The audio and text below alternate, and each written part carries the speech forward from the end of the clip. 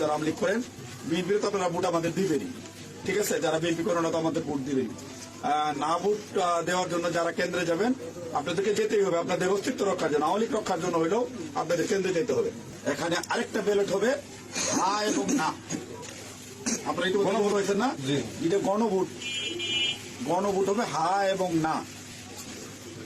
যদি আপনারা যারা আওয়ামী লীগ করেন, যারা অন্যান্য দল করেন, তাদের কাছে তাদের জ্ঞাতার্থে সুবিধার্থে আমি জানাচ্ছি, যদি হা জয়যুক্ত হয় কোনো ক্রমে, সারা দেশে যদি হা জয়যুক্ত করা মানে ভোটে জয়যুক্ত হয়, তাহলে এদেশের স্বাধীনতার পরে ৭২ যে একটা সংবিধান ছিল, শেখ মুজিবুর সাহেব করেছিল ডক্টর কামালের হাতে লেখা,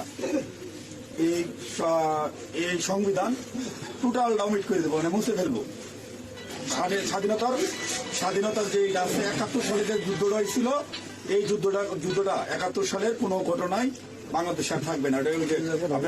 এর মধ্যে সংস্কার করতে চাইতেছে, যে সংস্কারের জন্য হানা ভোট হইতেছে, এর মধ্যে লেখা আছে ৭১ সালকে বাদ দিয়ে ২৪-এ যে ইটা হয়েছে, গণভ্যুত্থানটা হয়েছে ৭১ জায়গাটা নিবে ২৪ সাল। কেন নিবে?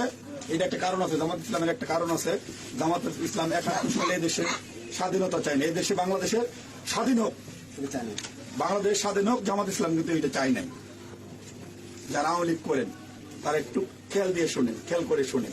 বাত ব্যথা, প্যারালাইসিস কিংবা আর্থ্রাইটিস, আধুনিক ফিজিওথেরাপি ও পুনর্বাসন যদি হা জয়যুক্ত হয়, তাহলে আওয়ামী লীগ কিন্তু এখন মানে কি জানি প্রজ্ঞাপনের মাধ্যমে আপনার স্থগিত হয়েছে, আওয়ামী লীগ নির্বাচনে অংশগ্রহণ করতে পারবে না।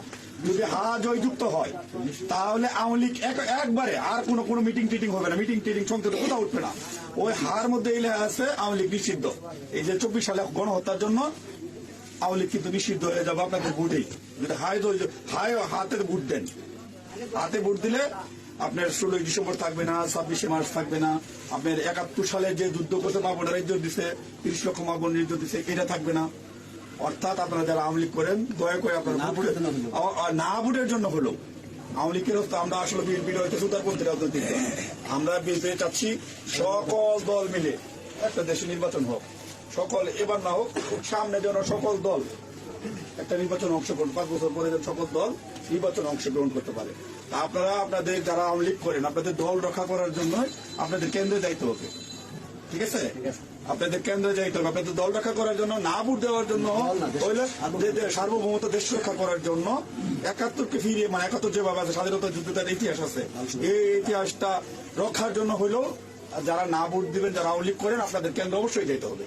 কেন্দ্রে যদি আপনারা আপনাদের দলকে রক্ষা করতে যান, যেহেতু এবার আপনাদের নাই কোন নমিনেশনের, আওয়ামী লীগের কোন প্রার্থী নাই, দয়া করে সেক্ষেত্রে আপনাদের কাছে আমাদের অনুরোধ, যারা আওয়ামী লীগ করেন, বিএনপির তো আপনারা ভোট আমাদের দিবেনই, ঠিক আছে? যারা বিএনপি করেন না তো আমাদের ভোট দিবেনই। না ভোট দেওয়ার জন্য যারা কেন্দ্রে যাবেন, আপনাদেরকে যেতেই হবে আপনাদের অস্তিত্ব রক্ষার জন্য, আওয়ামী লীগ রক্ষার জন্য হইলেও আপনাদের কেন্দ্রে যেতে হবে।